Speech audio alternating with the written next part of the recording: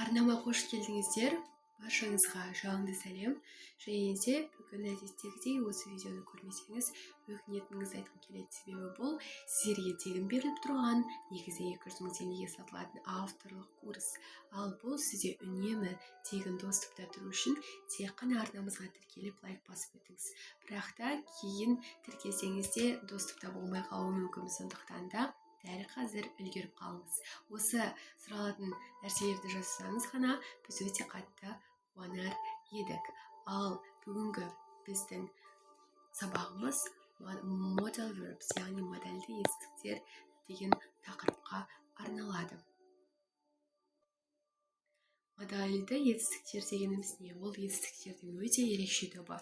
Олар қандай да бір әрекетті орындау мүмкіндігін, ықтималдылығын, қажеттілігін білдіреді. Олар бір нәрсенің қабілеттері туралы, бір нәрсеге тыйым салу немесе бұйыру, кеңес беру кезінде қолданылады. Басты мынадай ережелері бар. Бірінші ережесі, модальді етістіктер әрқашанда бастапқы формада болатын мағыналы етістікпен бірге қолданылады. Семантикалық етістік дегеніміз бұл жердегі қарапайым, мысалы мағына беретін етістіктер деген сөз. Оқу, жазу, барлық етістіктердің барлығы осыған жатады. Мысалы, мен өте жылдам тере аламын. Ағылшын тілінде I can type very fast деп аталады. Бұл жерде қарап тұрсаңыздар, type етістігі бастапқы формада, яғни қалай бар солай қолданылып отыр.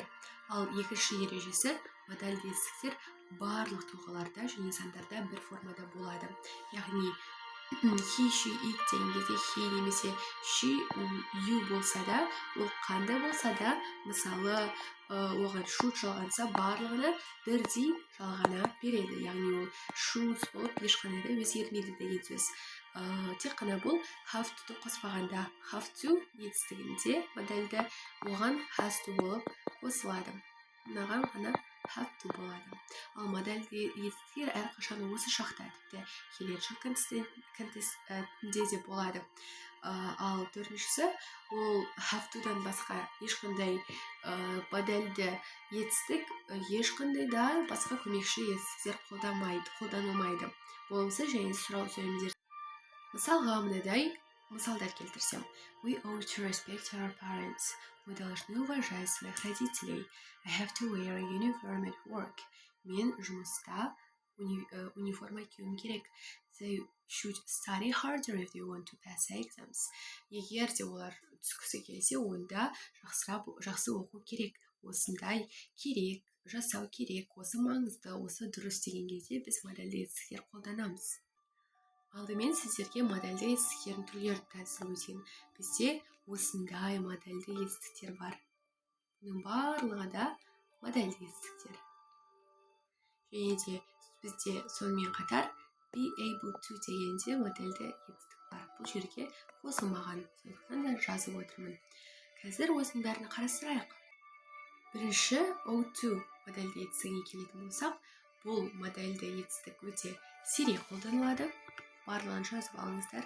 Сирек, және де британдық ағылшын тілінде бұл формалды болып естіледі. Мысалға, Mark ought to choose more healthy food. Ол тең болады. Mark should choose more healthy food. Should және де ought to екеуінің мағынасы тең. Марку следует выбирать более полезные продукты. Одан кейінгі, мысалы, біз модальді етістікпен, кез келген модальді етістікпен қалай болымсыз сөйлем жасай аламыз.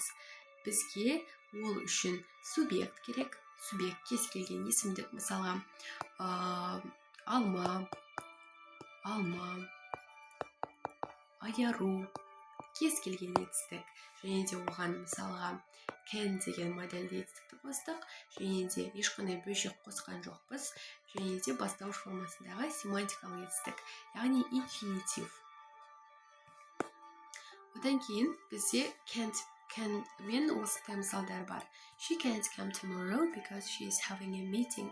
Ол бүгін ертең келе алмайды, себебі ода кездесу деген секілді мысал. Ал біз сұраулы сөйлемдерді қалай қоямыз? Бұл кезде сұраулы сөйлемдерді тура алдындағыдай бір субъект тұрып одан кейін модальді етістік тұратын болса, модальде етістік алдына қарай шығып кетеді және де кейін субъект, кейін семантикалық етістік және де тағы да бірдеңе қосқыларыңыз келсе қосып кейін бірақ қана сұрақ болады екен. Мысалға, who can help me? Маған кім көмектесе алады? Why shouldn't he come to the party? Не үшін ол келмеуі керек?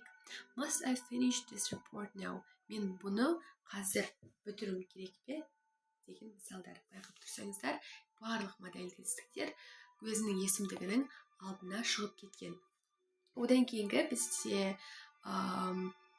сіздерге көрсететін able to деген етістіктерім бар, бірақ та біздің сабағымыз бүгінгі сабақ жай ғана кіріспе сабақ болды, жалпы түсінік қалыптасу үшін, ал келесі сабақтарда біз әрқайсысына жеке тоқталатын боламыз. Ал дәлірек айтатын болсақ, біз can және де could және де be able to-дің барлық ара жігін ажыратып, бір-бірінің айырмашылығын сіздерге көрсететін боламыз. Ал бүгінгі тақырыпты бекіту үшін описаниедегі сілтемені тапсырманы орындап көрсеңіз болады. Ал егер де тегін сабақтың жалғасқанын қаласаңыз, бізге пікіріңізді жазып, басқалармен де осындай тегін оңай тамаша курстардың бар екенін бөлісіп қойыңыз және де біздің арнамызға, видеомызға лайк басыңыз. Сіздердің кері байланыстарыңыздан ғана біз үлкен күшпен шабыт аламыз. Олай болса, сау болыңыздар, соңына дейін жеткен сіз сондай жарайсыз. Келесі жүздескенше.